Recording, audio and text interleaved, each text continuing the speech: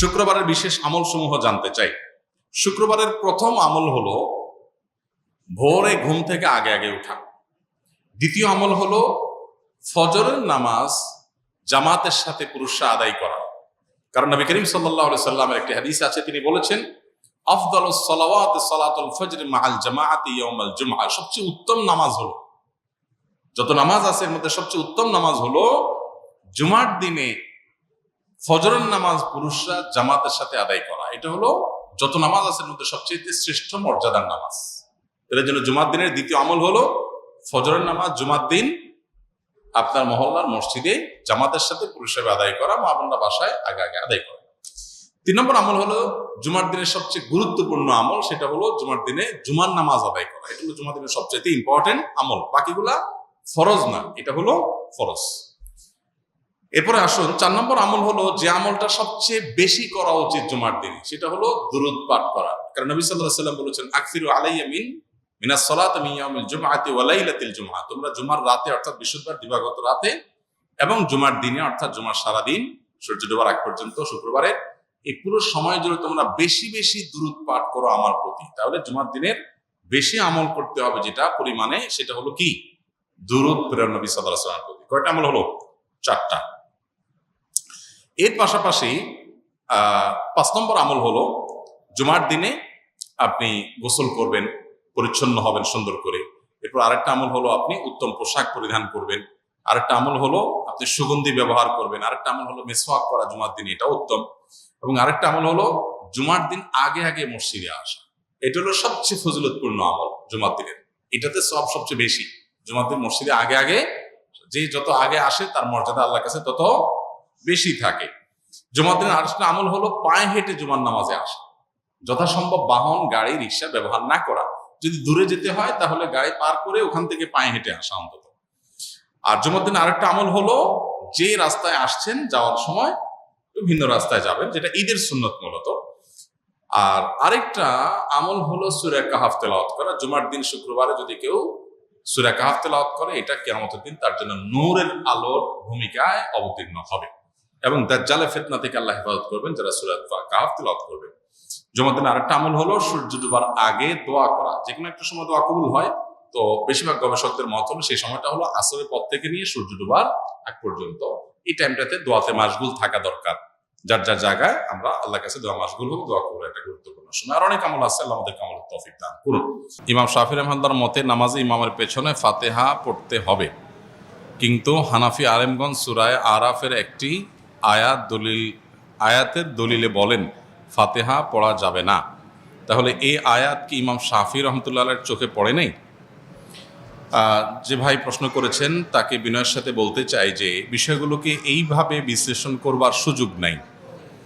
একটা আয়াত, একজন ইমাম, স্বনামধন্য একজন ইমাম, লক্ষ লক্ষ কোটি কোটি মানুষ যাকে অনুসরণ করছেন, এলেমের মহাসমুদ্র, তার কাছে আয়াত চোখে পড়ে নাই এমনটি কোনো মুসলমানই মনে করার কোনো কারণ নাই। তাহলে বিষয়টা কি? যে আয়াত দিয়ে একটি মাযহাবের ওলামারা দলিল দিচ্ছেন, আরেক মাযহাবের ওলামা ইকরাম সেটাকে দলিল গ্রহণ করছেন না, কারণ কি? এর উত্তর হলো যে বিষয়টা ব্যাখ্যা সংক্রান্ত বিষয়।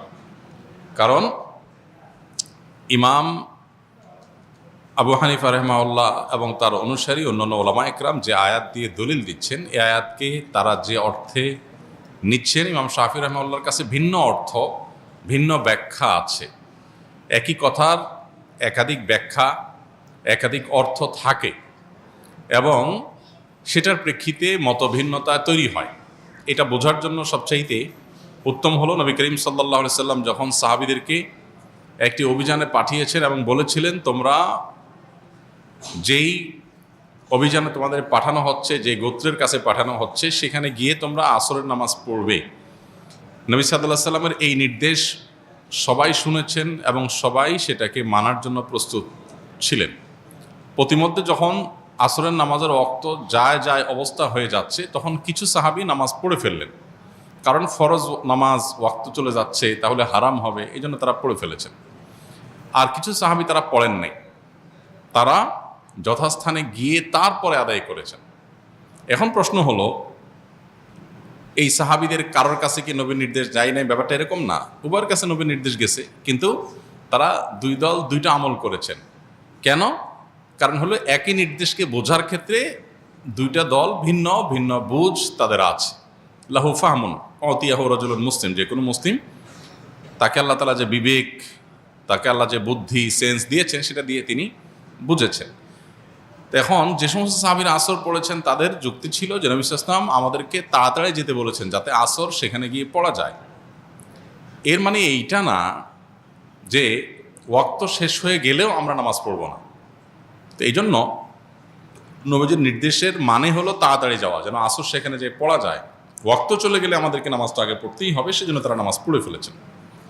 আর যারা নামাজ ওই জায়গায় গিয়ে পড়েছেন ওয়াক্ত শেষ হওয়ার পরে, তাদের বক্তব্য ছিল নবী সাল্লাল্লাহু আলাইহি ওয়াসাল্লাম আমাদেরকে বলেছেন সেখানে গিয়ে আসর পড়তে, অতএব আমি সেখানে গিয়ে আসর পড়ব। তার কাছে আল্লাহর পক্ষ থেকে ওহী আসে, অতএব ওয়াক্ত আছে কি গেছে সেটা আমার দেখার দরকার, নবীর নির্দেশ মানাটাই আমার কর্তব্য, আমি সেটা করেছি। দুইটাই আপন জায়গায় সঠিক। নবী সাল্লাল্লাহু আলাইহি ওয়াসাল্লাম এই সংবাদ শোনার পর দুই মতের উপর আমল করা কাউকেই তিনি ভৎসনা করেননি, তার মানে উভয়টাকে তিনি অ্যাকসেপ্ট করেছেন। তো কোরআন এবং হাদিসের ক্ষেত্রে মুজতাহিদ ইমামগণ যখন কোনো ইস্তিহাদ গবেষণা করে কোনো আয়াত থেকে, কোনো হাদিস থেকে কোনো মাসআলা উদ্ঘাটন করেন বিভিন্ন মূলনীতির আলোকে, তো সেটা একই আয়াত থেকে একাধিক ব্যাখ্যা, একাধিক অর্থ, একাধিক বিশ্লেষণ, একাধিক মর্ম, এটার ভিত্তিতে একাধিক মত সৃষ্টি হতে পারে।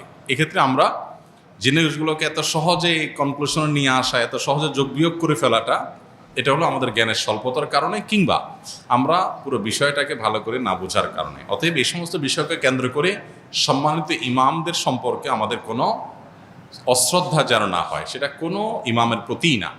এমনকি কারোর মতের উপরে আমরা আমল নাও করি, তারপরও আমরা তার মতকে শ্রদ্ধা করতে হবে, কারণ তিনি তার এই মত প্রকাশ করতে গিয়ে যে ইস্তেহাদ করেছেন, এটার কারণে আল্লাহর কাছ থেকে তিনি সওয়াব পাবেন, বিনিময় পাবেন। তো আমি সমালোচনা করে গুনাহগার হওয়ার সুযোগ কোথা থেকে থাকে?